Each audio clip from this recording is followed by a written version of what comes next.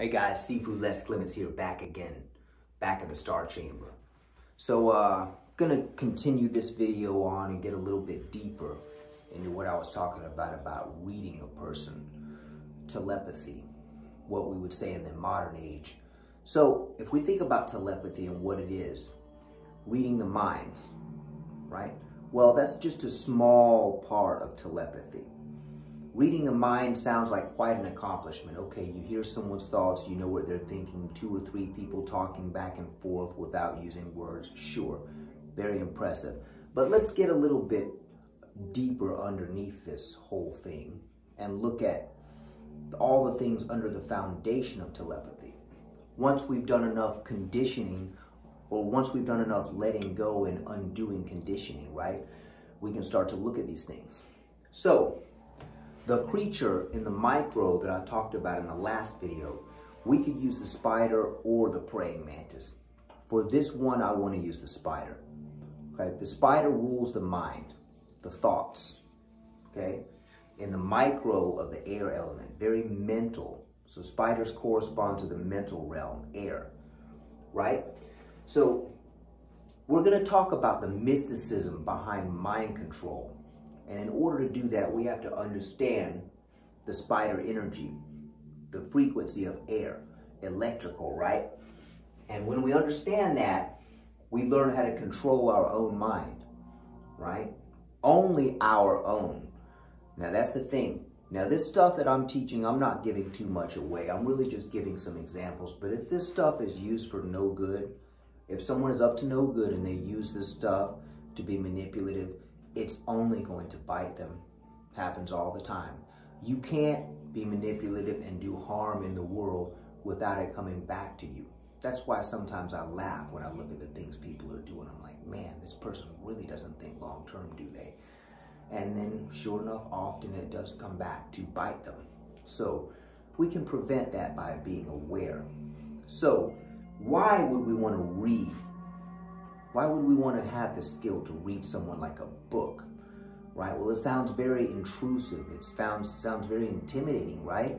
If you can imagine a person standing in front of you that can see right through you like glass, you can feel, because they don't have ESP, tapping into the sixth sense. See, ESP is just tapping into the sixth sense periodically.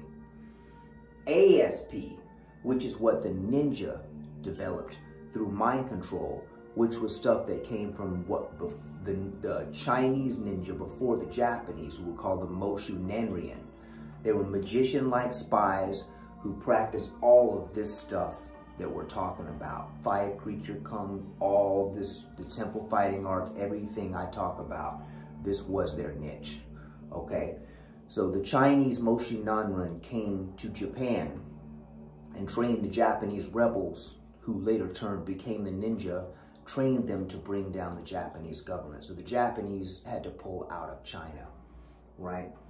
I am thinking about the whole idea of air element and this concept and how it spread.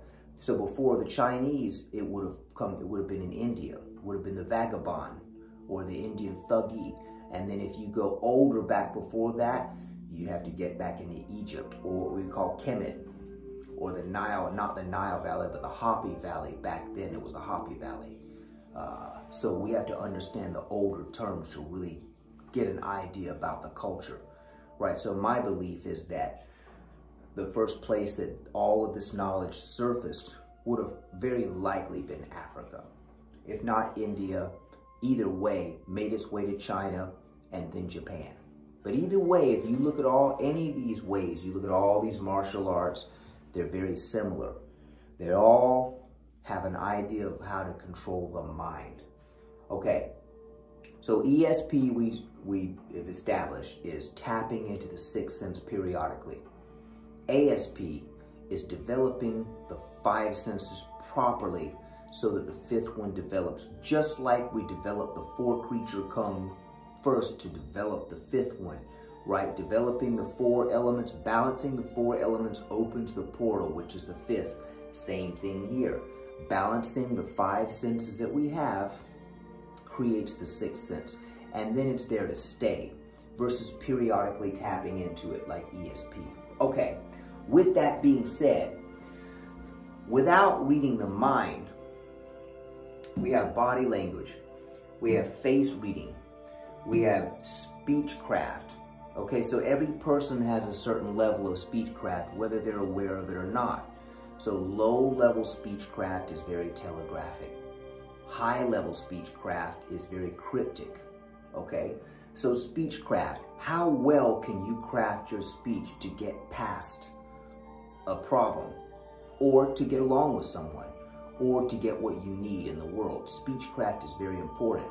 How aware of you are someone of someone else's speechcraft, the words people use. So if you can pay attention to a person's speechcraft, reading their face, body language, eyes, gestures, moves, things like this.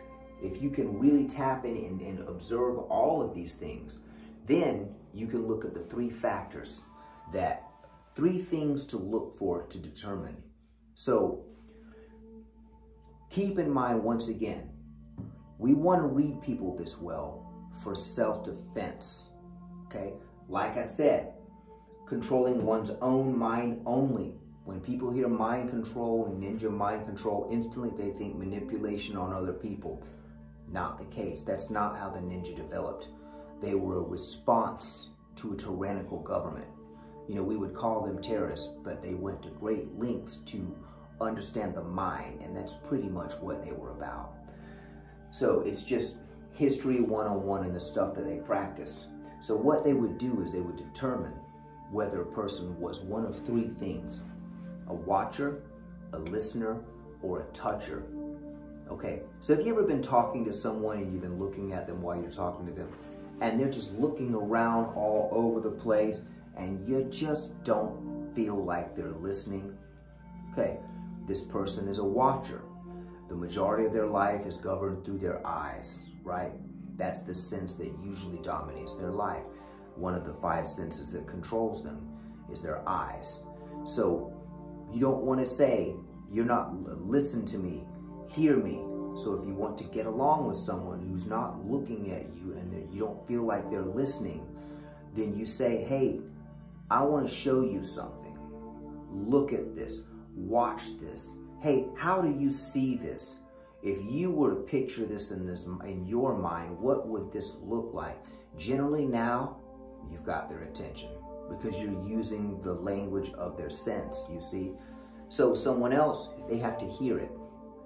You can talk to them all day, but if they don't hear it right, it's not going to work. So how do you talk to them? You don't say, watch this, let me show you something. It's not going to work for them. They're governed by their ear. Hey, how does that sound? I know you can hear what I'm saying. You hear what I'm saying? How does this sound? Those types of words, right, are going to be the language of that sense. All right, what about a toucher? Someone who is a toucher, they have to touch everything. They're very sensual. You know, it tells a lot about a person, whichever one of these they are, right? So the toucher, for example, if you were trying to sell land to a toucher, you would say, hey, feel the soil in this yard. You pick up a handful of the soil out of the yard in the house that you were trying to sell and say, feel this soil, feel how rich it is. A toucher's gonna do that. When I used to teach Kung Fu, students would come in and they would wanna hold the weapon, or they wouldn't wanna touch the dummy, they wouldn't wanna touch things, recognizing or indicating themselves as touchers, right? So silently, we know what to work with when we see which senses people are generally geared towards. Now, what we do in the martial arts and through the practice of mind control is we develop all three of these attributes. So we become the watcher, the listener, and the toucher. So that when we encounter people, we use a concept, an acronym called OLD. Observe, listen, and determine. Okay, you observe, is this person a watcher, a listener, or a toucher? Is this person, once you discover which one of these three they are, then we can make a determination. Safe, unsafe. So Unsafe, walk away, go away. So you see, this is self-defense. It sounds very intrusive, and it's gonna, I may catch some flack with this because it's gonna creep some people out, because a lot of, you know, we can be really insecure. It's kind of like if your house is open, if the door is open and it's filthy inside, you don't want people coming around the front. Well, you can close the door or you can clean it up, see? So if you're dealing with a person who's not easy to get along with at all, if you're reading them, the more you know, the better off you are. Now you can take a much easier action to avoid further conflict, and that's what this is about. You're going to great lengths to become a lot more aware so that we can minimize conflict, okay? So if you find this video helpful, click the like button. Even better if you can subscribe. Thanks a lot. Seafood Les Clements out.